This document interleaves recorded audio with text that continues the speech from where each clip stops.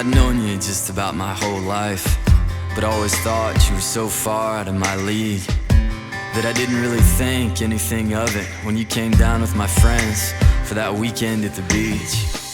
We spent the whole day in the water and the sun. You got a tan and I got burned.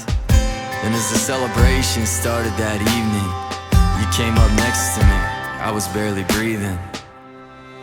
On the 4th of July, without a cloud in the sky, with the waves crashing on the coast, and through the summer heat I felt a chill over me when you grabbed my arm and leaned in close. 1,000 colors and lights were exploding and I wanted you so bad that it hurt.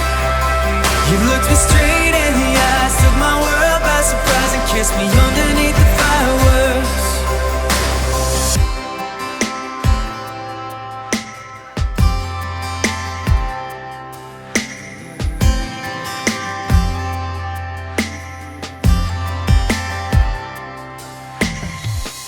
That year turned into the best one I'd ever known.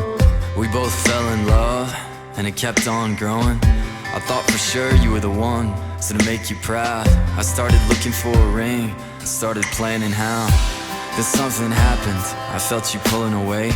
I never understood it, you never really explained. So I thought I'd take you back to where it all started, and never guessed that's where I'd end up broken-hearted. On the 4th of July, without a cloud in the sky, with the waves crashing on the coast, and through the summer heat I felt a chill over me when you grabbed my arm and leaned in close.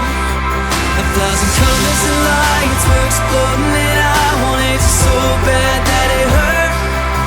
You looked me straight in the eyes, took my world by surprise and left me underneath the fireworks.